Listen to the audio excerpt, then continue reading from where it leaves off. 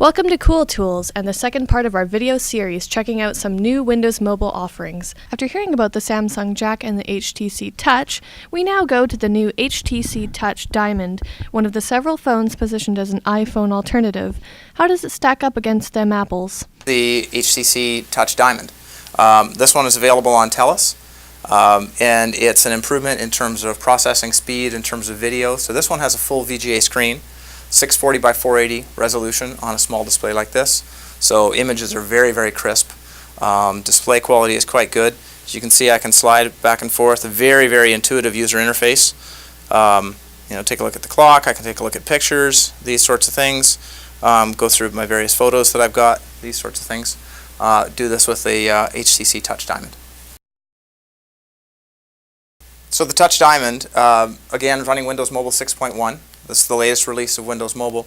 Windows Mobile is an operating system that's available on over 50 different device manufacturers' handsets. And what it allows a user to do is run the applications that they want to do. It's the same set of applications and development tools for Windows Mobile that you would use for building or buying applications on a laptop or desktop. So the sorts of things that I can do out of the box with Windows Mobile without any sort of extra software or any sort of middleware, I can certainly get access to my inbox. So I scroll across, it tells me how many email I have. I can take a look at the email right here. I can actually read the email in that little envelope. I can flick through and take a look at various applications or various emails, and I can see, scrolling down, taking a look at the application, or taking a look at the email. For example, there's my next email. I can click on that, and this is connectivity directly to Exchange. IDG News Service reviewer Dan Neistat gave the device a positive review, although he did note that the device tends to hold fingerprints. The calendar's right there on the home screen. I can come back to the home screen and take a look. For example, it says at 11:30, these are the things I should be doing. And I can go back and forth and take a look at what I'm supposed to be doing tomorrow, etc. It gives me a nice little ribbon bar on the top that tells me when my free time is for the day. I can take a look at any of these entries in here and see where I'm supposed to be, who the attendees are. Again, full integration with Exchange.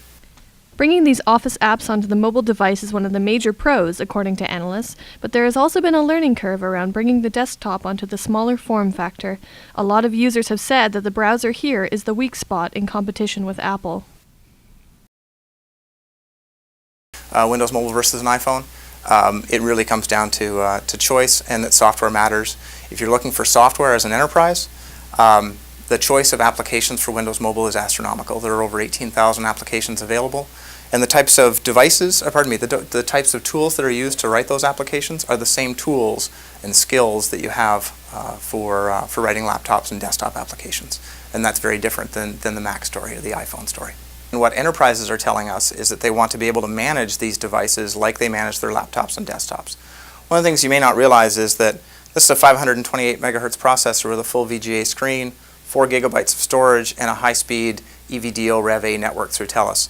If you step back and think about that, that is more screen, more processing power, more memory, and more network bandwidth than the average PC had when Windows 95 shipped.